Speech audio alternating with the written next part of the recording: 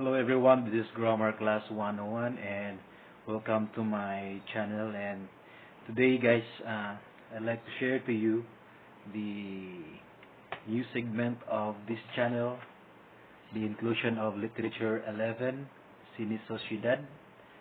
So, mga pelikulang panlipunan. So guys, today kung i-discuss sa inyo ang mga teorya sa pagsusuri ng pelikulang panlipunan. Okay?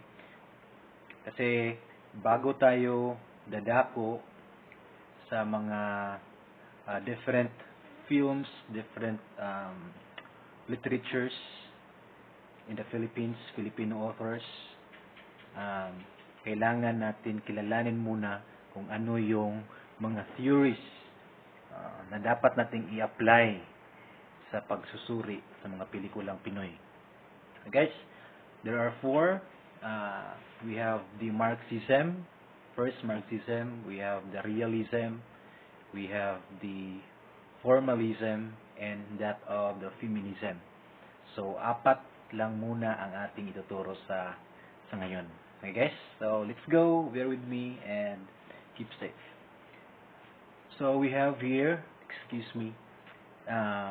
mga teorya sa pagsusuri ng pelikulang panlipunan. We have Marxism. Sikat nito si Karl Marx. Karl Marx talaga. Nga aliman. Okay? Alimang author na philosopher, Karl Marx. Actually, dalawa sila nito. Maya. We have realism or realismo, formalism, and this one is feminism. This one guys is feminism. Walang hindi nakasulat. Okay? So, ano ang teoryang Marxismo? So, ibig sabihin ang Marxismo ay isang pandaigdigang pananaw at pagsusuri ng lipunan na tumutuon sa ugnayan at hidwaan ng mga antas ng lipunan na gumagamit ng materialistang interpretasyon ng takbo ng kasaysayan at dialektikong pananaw ng pagbabago ng lipunan. In here, we are describing the level, antas ng lipunan in the pyramid. Kung mayroong pyramid, guys, sa ibabaw mayroong mga elite or yung mga proletariat, the high class.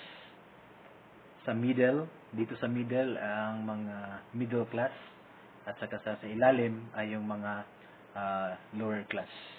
So sino-sino sila na sila ay nakapaloob lamang sa isang society. Yung mga dato, mga mayayaman, mga level middle class, pwede lang mga teachers, mga middle class lang. At saka yung sa ilalim na yung mga walang-wala ba talaga or mga magsasaka na hindi kakayanin ang marangyang buhay. Okay?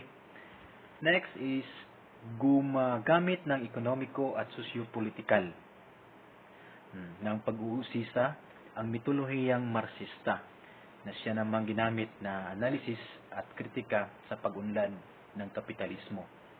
Kasi pag gagamit tayo ng Marxism na approach, guys, kailangan malalaman din natin yung ano yung capitalism, because this is included in the ideology of Marxism, kapitalismo at ang ginagampanan ng tunggalian ng uri sa sistematikong pagbabagong pang-ekonomiya. Ito, binabanggit dito guys, ang produksyon at teknolohiya. Sino ang nagmamay-ari ng mga produksyon, yung mga teknolohiya na ginagamit, sino-sino sila. Okay? Okay? Pinukaw ng dalawang alimang pilosopo, sina Karl Marx, okay, and Friedrich Engels, ang kaisipang Marxismo noong kalagitnaang hanggang huling bahagi ng ika-19 na siglo. So, ang dalawang to talaga ang famous, si Karl Marx to, at saka si Friedrich Engels. Pag babanggit tayo ng Marxism, communism, nandiyan na sila.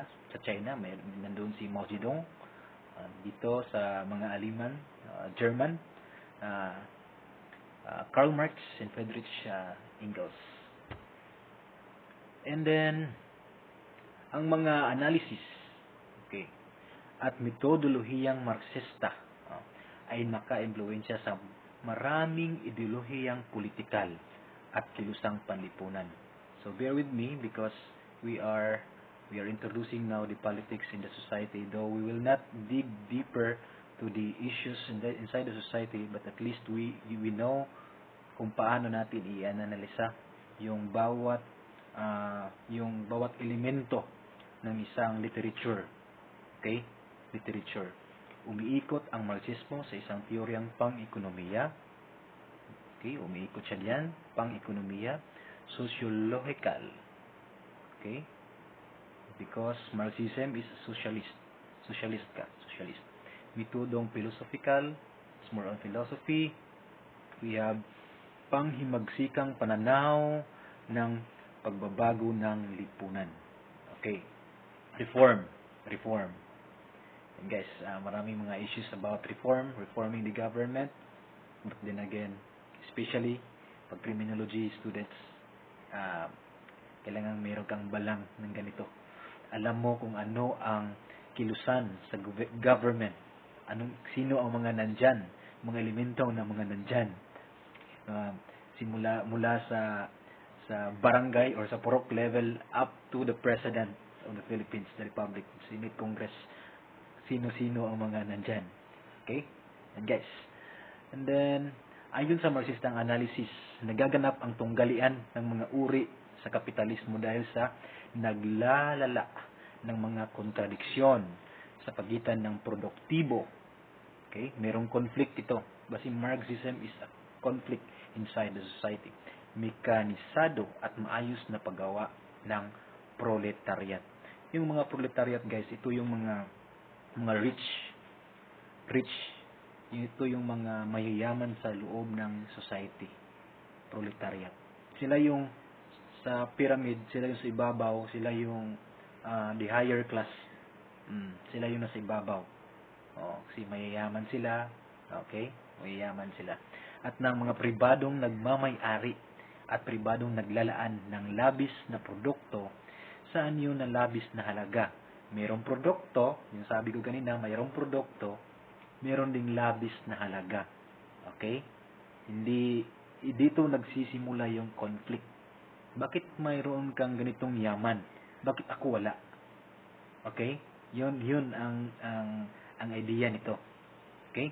Nang iilang pribadong nagmamay-ari na tinatawag ng mga burgess. Okay? Yan. Sino sila? Kasi maaaring sila ay ang kumukontrol ng ekonomiya. Dahil anong tawag siya ng term yung mga hoarding. Nag-hoard ng produkto at kalaunay ipagbibinta ng malaki. At yung mga ng lower class, hindi na makapagbibili niyan kasi malaki na. Okay? And guys, conflict yan sa pananaw ng Marxism. Hindi pwede yan. Okay? Diyan nagsisimula ang conflict. Habang nagiging kapansin-pansin ang kontradiksyon sa proletariat, sumisindi ang pagkakabalisa sa pagitan ng dalawang antagonistang uri ng lipunan na humahantong sa isang revolusyong panlipunan. Kasi hindi na nakakaintindi ang lower class nito. Kayo lang mayayaman eh. Kayo lang ang may rule ng society. Lahat ang boses nyo sa inyo lang lahat. Sa amin, paano kami? Bakit hindi kami nadidinig inside the society? Yan, mayroong mga rally, mayroon ng mga commotion inside the society, ibagsak si Duterte, ganyan, ganito, ganyan. Pero sa panahon ngayon, guys, lalong-lalo na't kayo magpupulis, kailangan talaga is you must understand the situation, the context. Malayo ang panahon. Iba ang panahon ni Marcos, iba ang panahon ni Duterte. Malayo.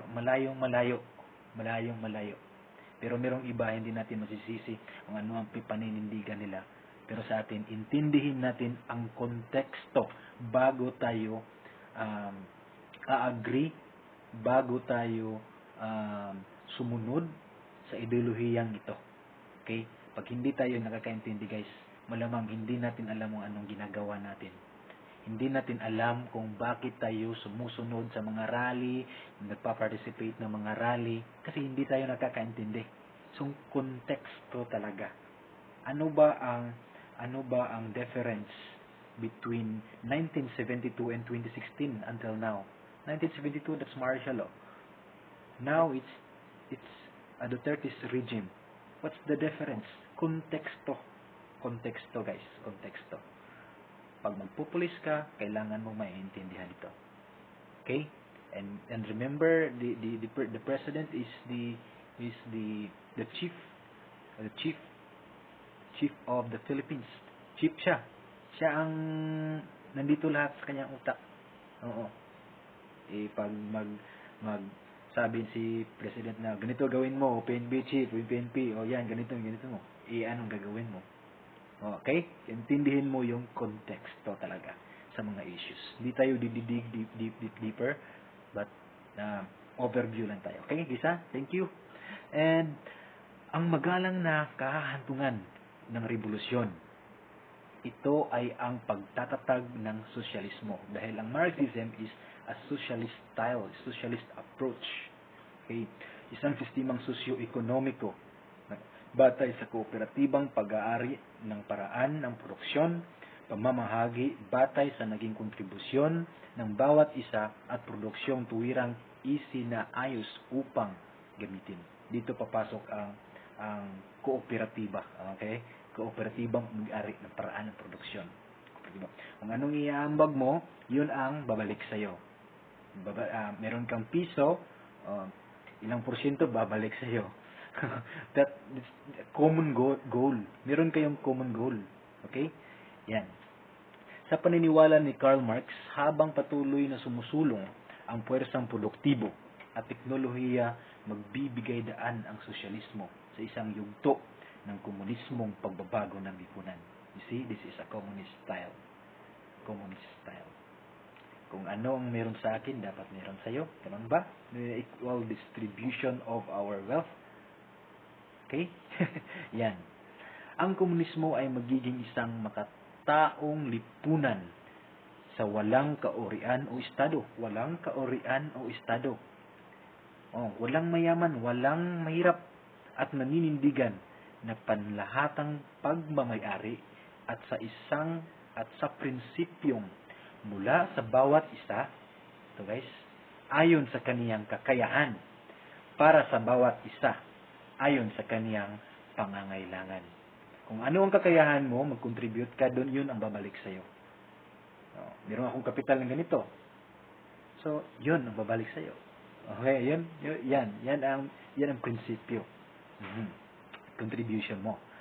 Yan. Yung pangangailangan mo, intindihin mo rin. At saka, ito guys, ito ang pinaka-importante sa lahat.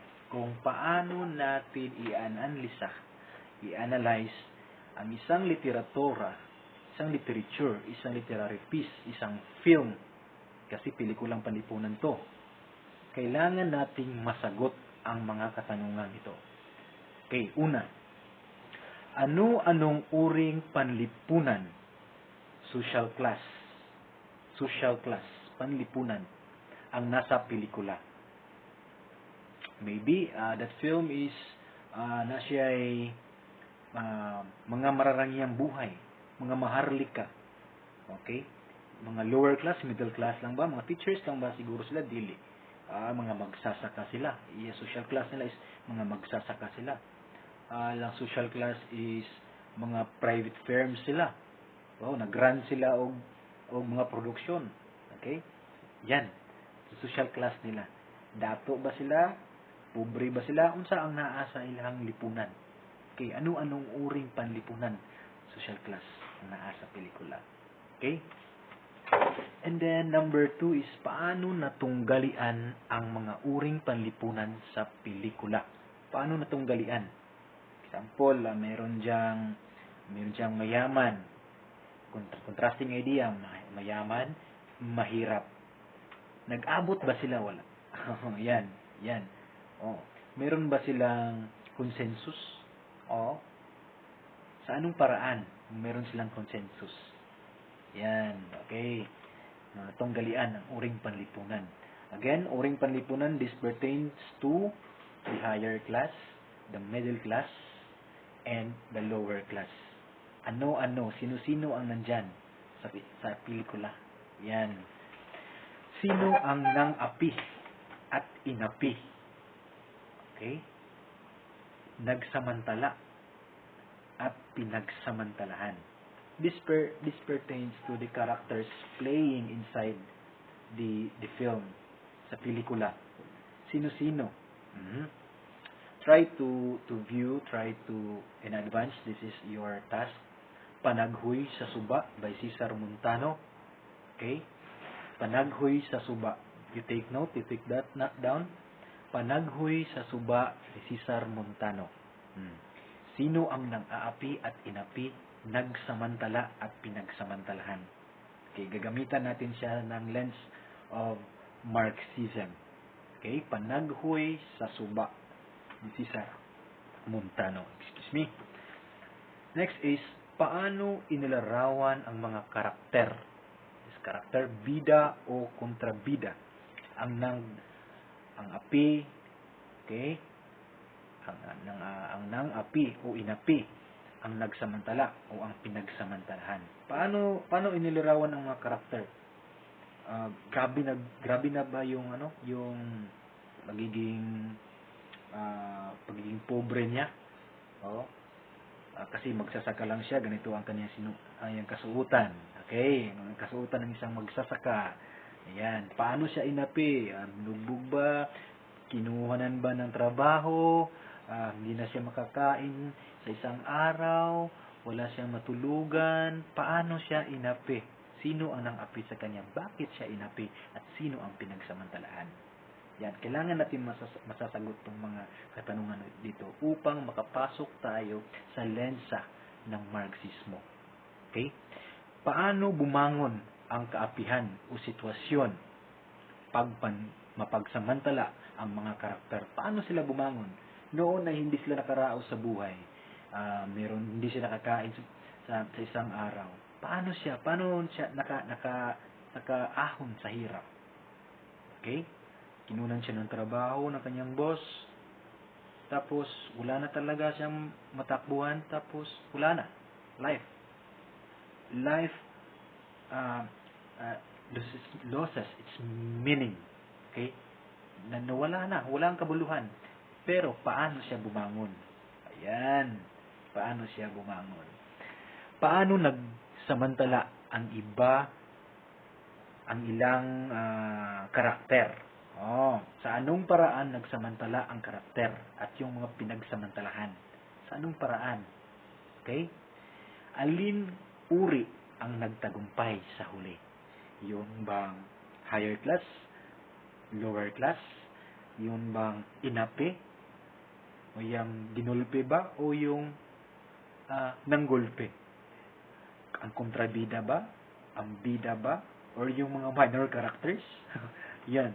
Kailangan natin masagot. Ito ang mga katanungan dapat nating masagot kapag gamitin natin ang lens ng Marxism. Okay, guys? So, gets? Yan. Klaro. So, dadako naman tayo, guys, dito sa teoryang realismo.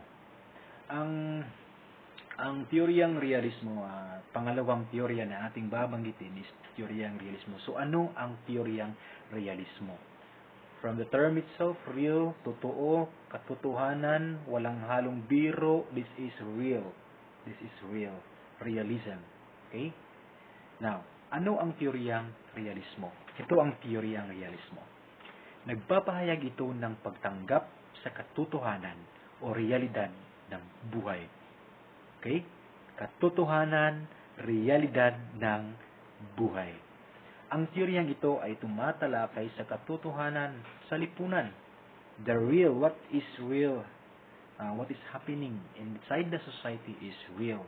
It's not fake. It's not fake news. It's not over-coated. Sugar-coated. Hindi ganyan.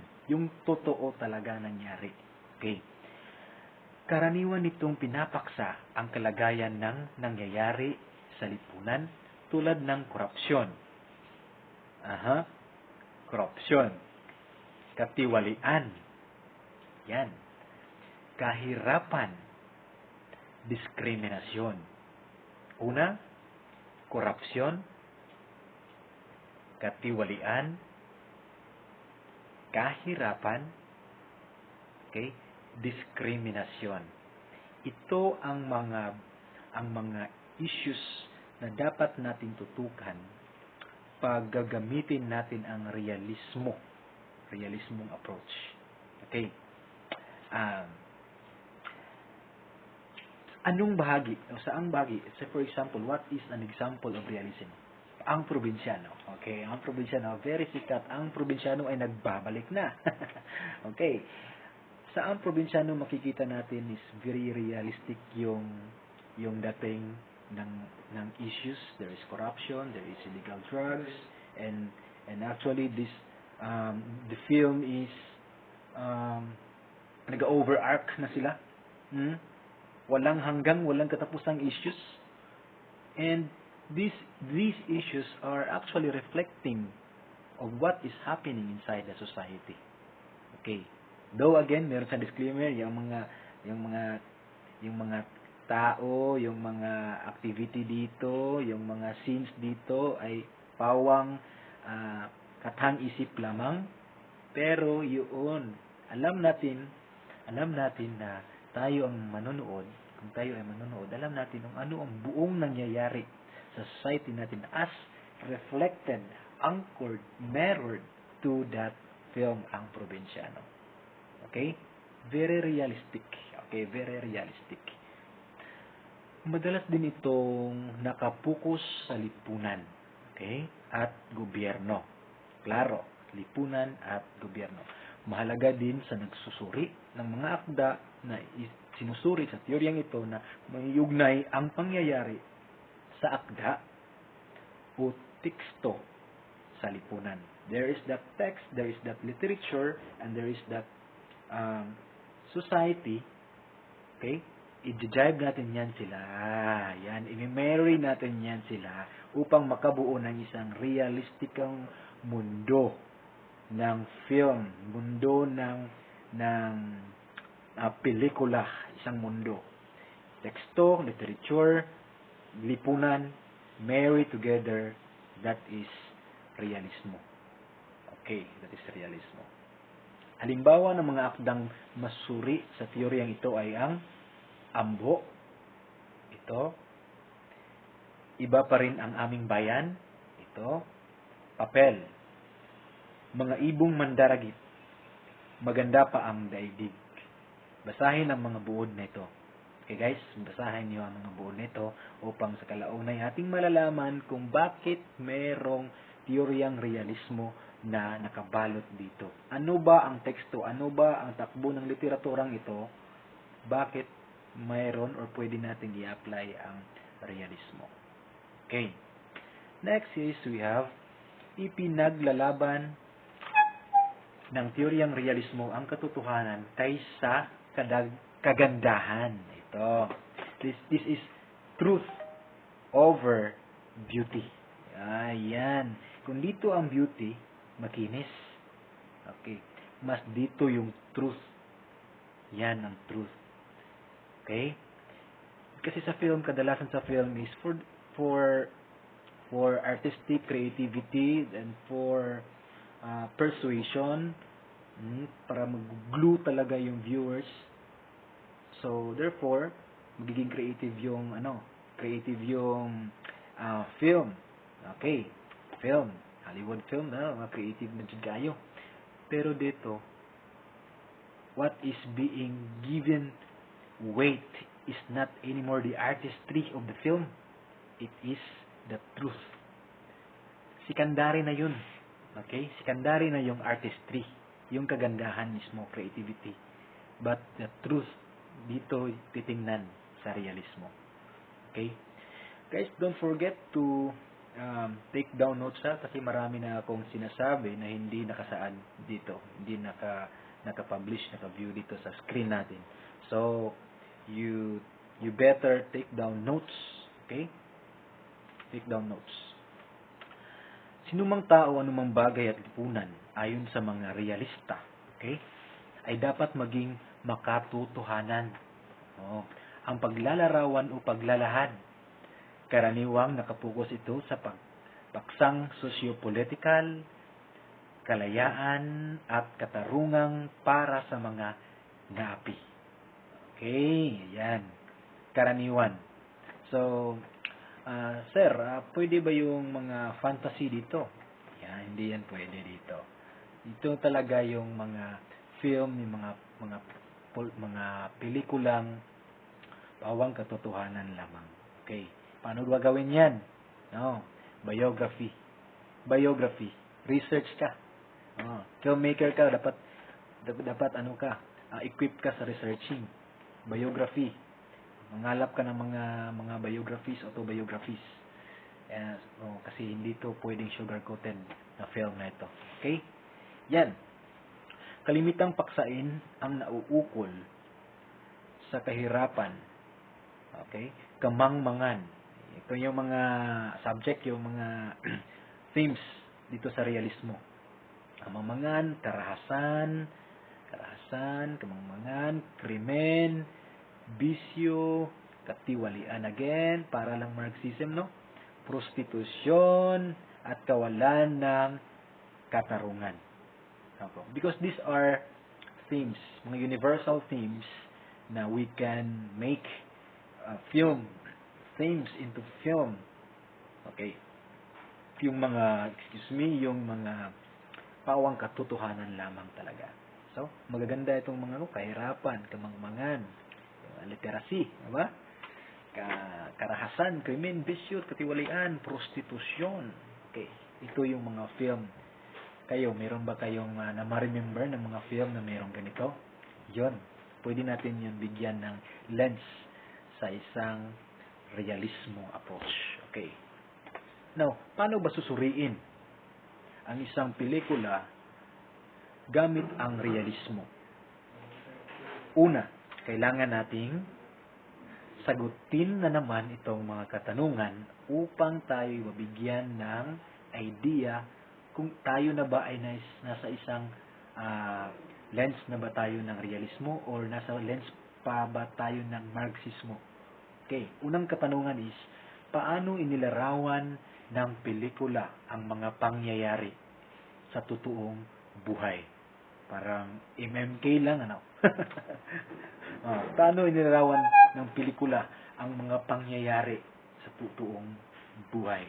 Nagsimula ba ang isang karakter sa kaniyang pagkabata at kalaunay lumaki na siya at nagkaroon ng marangyang buhay? Saan anong tema bang ginagamit niya? Kahirapan, yung nabanggit natin. Bisyo, krimen. Isang karakter ba siya? Round or flat karakter ba siya? Nagbago ba siya? Or hindi ba siya nagbago? Noon ay siya ay isang maraming bisyo. Siya ay maraming bisyo. Alak, sugal, video, babae. Yan. Sa kalaunan ng pelikula, nagbago ba siya?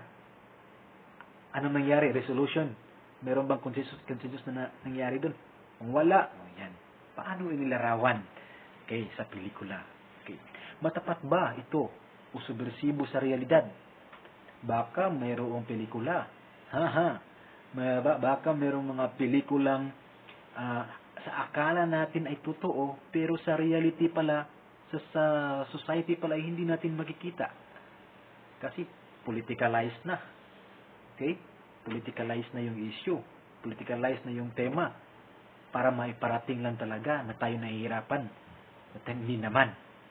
Or mayaman naman tayo sa pelikula, sa totoong buhay hindi naman. Okay? Mahirap tayo, pero ang totoo naman pala ay meron tayong pinagtatagong mga kayamanan. Okay? Yan. Matapat ba ang takbo ng pelikula? Hindi matapat. I think that would be Maraming katanungan mga ganyan. Okay? Paano nito hinubog o minulde o ipresenta ang realidad? Meron ba tayong twisted truth? Kung mayroong twisted truth, hindi pwede yan sa realismo. Kasi tayong mga nanonood, alam natin, lalong-lalo na ngayon sa kasagsagan ng Facebook. Mayroon tayong Facebook, alam natin yung sino yung nagsabi ng totoo. Some of us may have known already what is or what are fake news. Okay? Alam natin ang totoong takbo ng buhay ng politikong yan. At pagkatapos, binigyan ng pagkakataon na maisadula yung kanyang buhay at ganito nangyayari, hindi naman totoo. Yan, di ba? Paano ni mold or hinubog? Okay? Paano? Yan. 4, dulog, realismo, kapani-paniwala ang mga karakter at pangyayari. Okay? Naalala ko yung Slumdog Millionaire. Parang nanalo yun. Yung character is totally a destitute one. Yung mahirap talaga yung character. Sa mukha niya, nagtaong rasa talaga, tapos yun, sa kali-kali, kanto-kanto, kuhang-kuha talaga ng karakter yung totoo. Pero sa atin is, sundalo na nga, makinis pa yung balat natin. Sundalo na nga is makinis pa yung mukha natin. Hindi ka panipaniwala. Mahirap yung role, pero bakit ang ganda ng kutis pa rin niya? Malapursilana pa rin dating. Yan.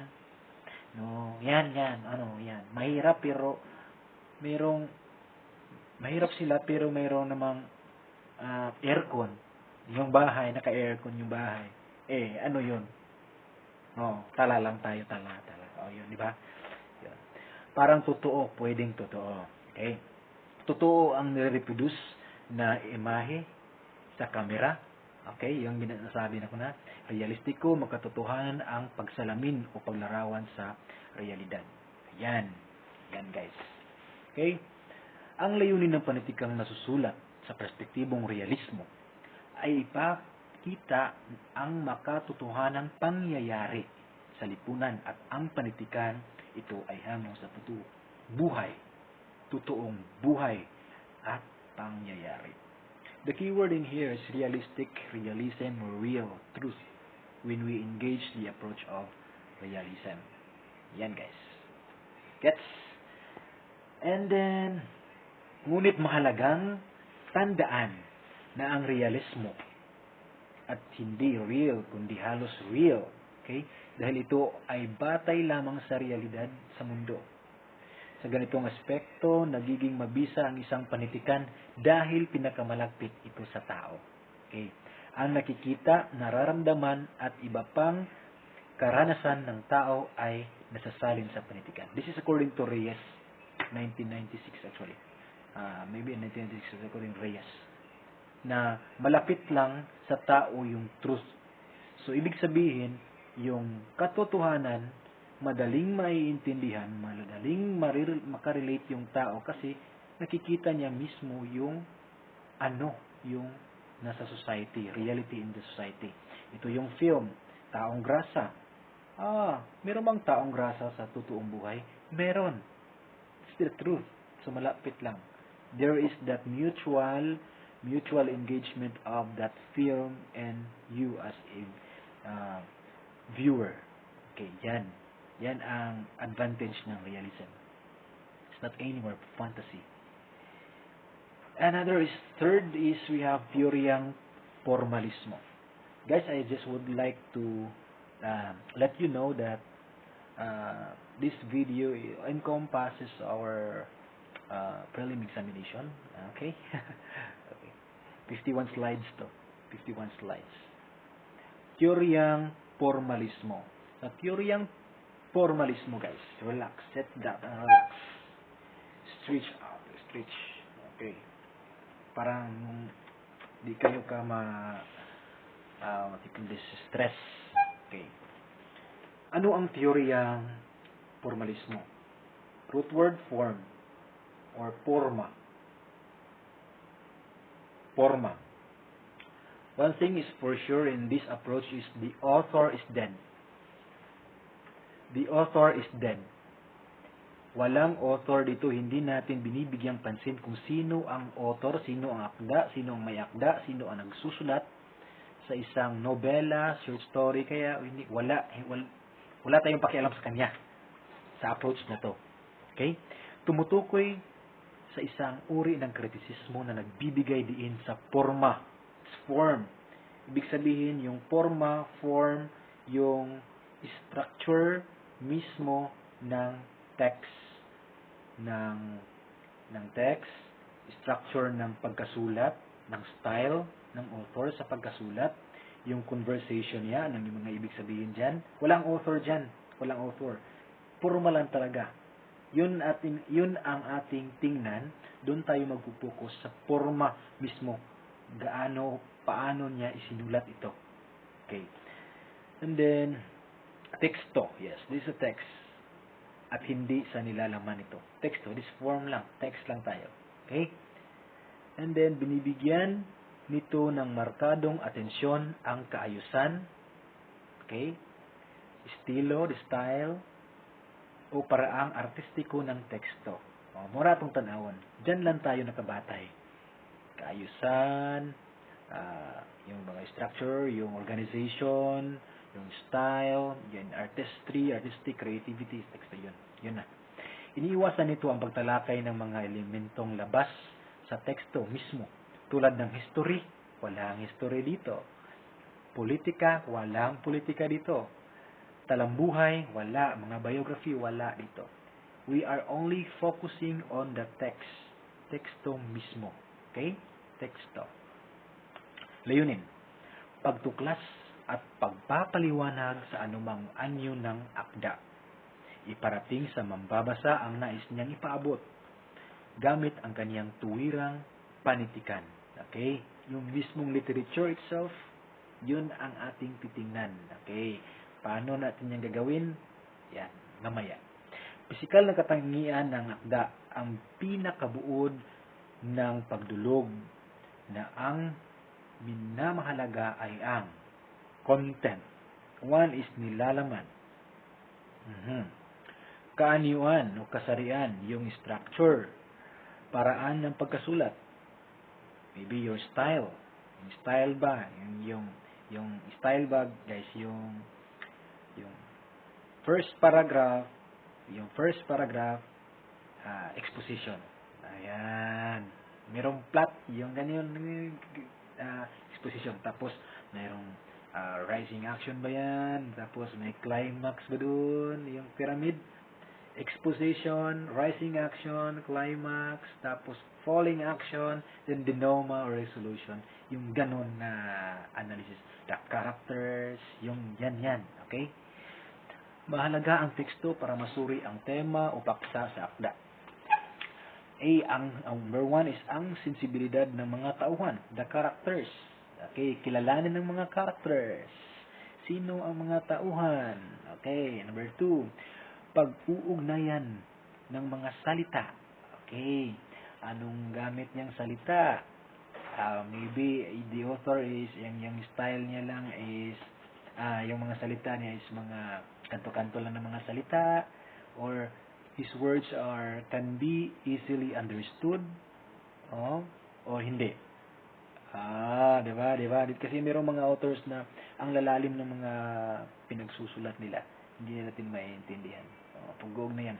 Yung mga relation of words. Okay. Relation of words. Struktura ng wika. Okay. Siya ba ay sumusunod sa balangkas ng grammar? Mayroon yung bang ganyan. Okay. Yan. Tapos metapora. Metaphor. Gumagamit ba siya ng figure of speech na metapora? Okay. Metaphor is indirect way of comparing one thing and the other thing. Say for example, you are a tiger. Ikaw ay isang ahas. Meron bang ganyan na mga salita inside the text? Sa teksto mismo, makikita mo ba yan? Pag makikita mo mayroon ganyan na mga ginagamit yung isang may literature ang author, pwede natin isasali, yung formalismo sa pag-aanalisa ng literatura or sa film mismo.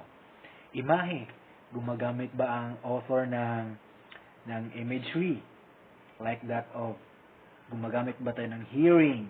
Yung pag makabasa ka ng isang literature is makikilala mo na agad yung mga magagamit mo yung tenga mo, magagamit mo yung ilong mo, yung mata mo, yung five senses mo, dila mo, kasi imagery, this pertains to our five senses. Kung maingon ko sa Bisaya, ang tinagingting, di ba? Ang tinagingting sa baso, mo'y mipukaw kanako karong buntaga. Kay si mama nag-ukay og kape. Di ba? Gamit ta og sense of hearing, tinagingting. Maingon ko og lamigyud nga tilawan ang mangga na butangan siya og suka na may dunay siling halang. Di ba? Gamit ta tag diri sa mga that is imagery. Mutubog na imong laway. That is part of analyzing literature using formalism approach. Okay. Ginagamit din ito ng tinatawag na organic unity o ng may kabuuang kaisahan. Yung istorya mismo is mayroong unity. Yun bang hindi siya hangin kasi nabuo na siya mismo from the start to end. Kasi mayroon naman talagang author na ikaw na ang bahala sa mag-ending yan. Dito is from the beginning of the story is to end is package deal na. Nabuo na. Wala ka ng mga katanungan pa sa isip. Bakit ganito ang nangyayari? Yan guys. Paano susuriin ang isang pelikula gamit ang formalismo? Guys, I want to remind you na kailangan ninyong i-take note ang mga lenses na ito. Tulad ng paano susuriin ang isang pelikula kasi ito ang ibibigay kong mga activities. Okay? I will let you analyze, I will let you susuriin ninyo yung mga pelikula gamit ang mga lenses na ito. So, for example, Marxism. Paano? Sagutin yung mga katanungan. Realism. Paano? Sasagutin mo yung katanungan. Dito is formalism. Paano gagamitin ang formalism sa pag-analyze? Sasagutin mo itong mga katanungan na ito. Okay guys, gets no? Yes. Paano nakatulong o nakasama ang liwanag, ilaw, tunog, soundtrack, presentasyon ng mga eksena, shot composition, disenyo ng set, mga kulay ng eksena, editing ng mga eksena sa kasiningan ng pelikula. That is formalism. Yan. That is formalism. Paano nakakatulong? Too much light lang. Hindi nakakatulong yan. Ang yung soundtrack is malakas pa kaysa sa boses mo. Yan. Cut, direct cut. Cut. Yan. Paano nakakatulong? Yung mga effects.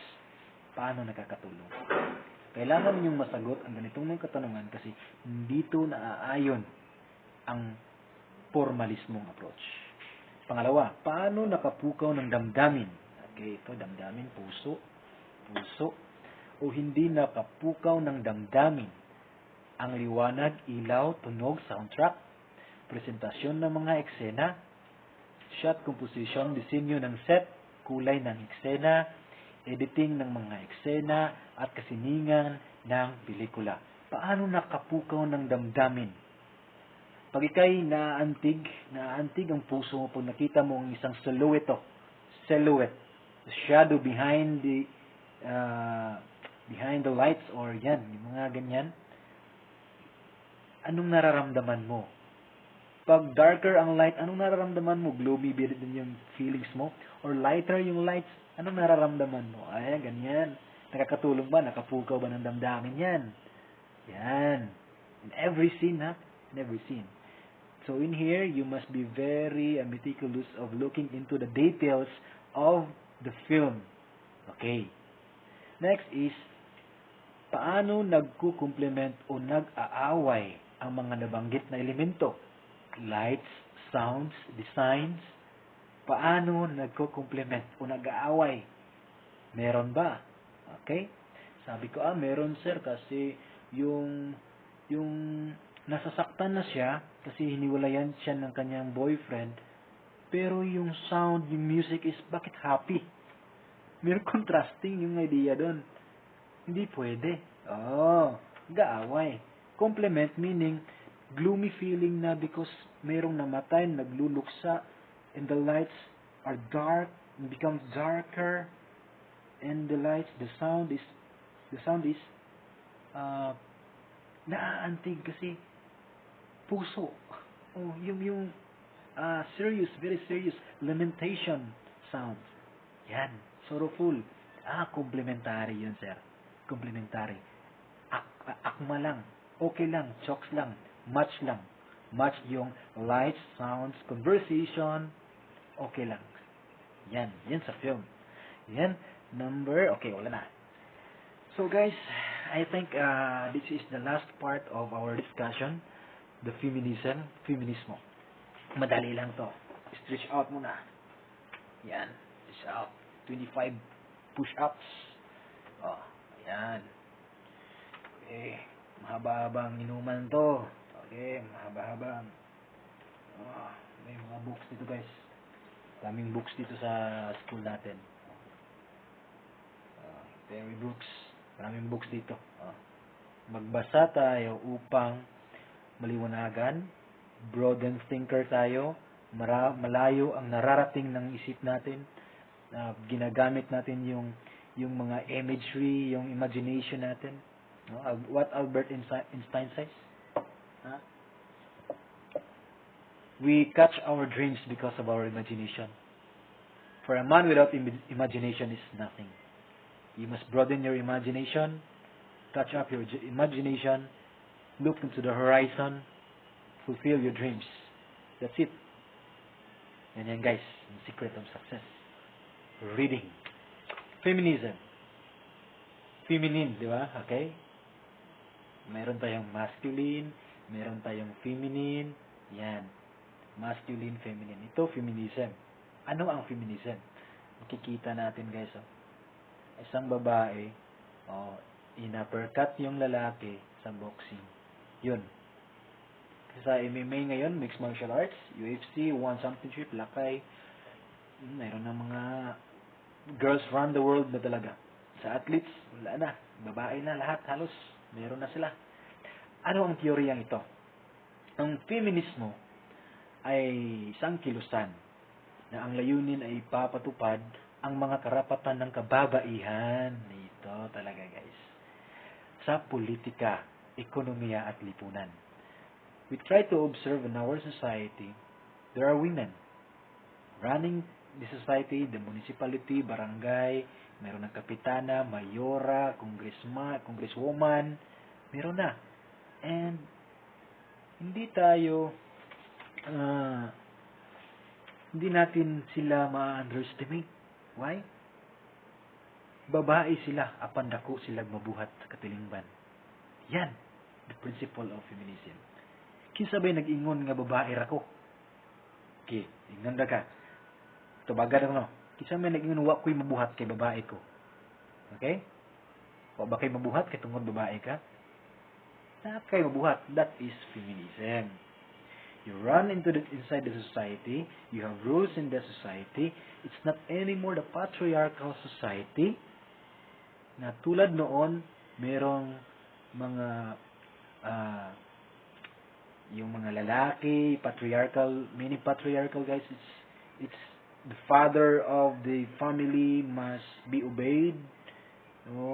He will rule the family. But ngayon, hindi na. Okay. Marami ng mga kababaihan na may magandang kalooban na nag-rule inside the family and inside the society. From the barangay level up to the Senate. And even the girls, the women sa presidential. Mayroon na sila. Okay? Huwag niyong maliitin guys. Ano ang mga tinatalakay sa teoryang feminismo? Ang pagsalungat sa ideya na mahihina, marupok, pantahanan lang kayo, ay masama, emotional, at tanga ang mga babae.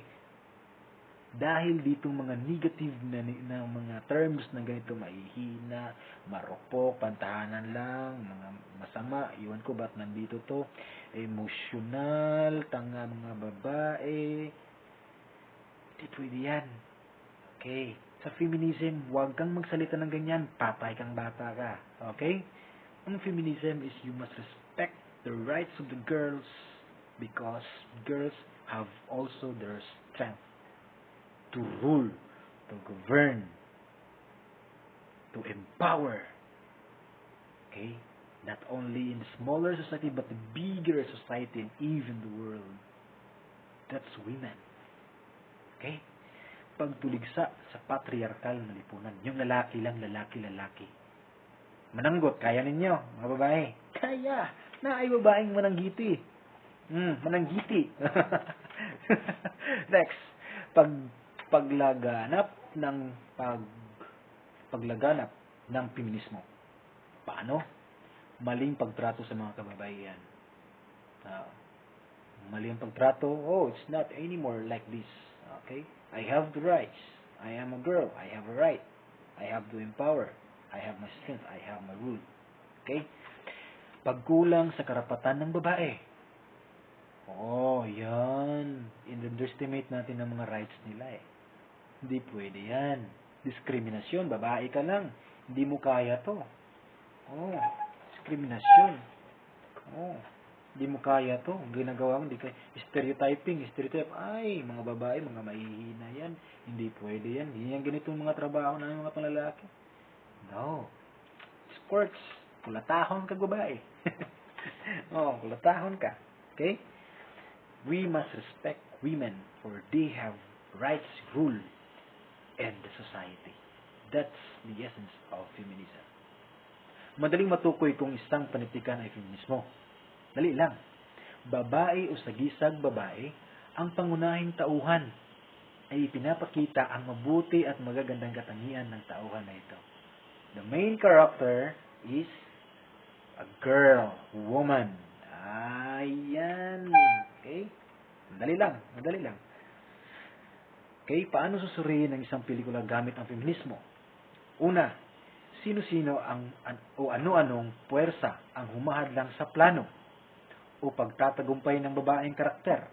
Okay, maybe yung pangunahing karakter o yung main character is meron siyang kalaban, outside forces, maybe environment kaya, kapwa niya babae or kapwa yung lalaki, yung patriarchal. Huwag kang tumakbo, yung kalaban yung ganyan. Huwag tumakbo sa election, hindi mo kaya yan. Okay? Anong mga puwersa?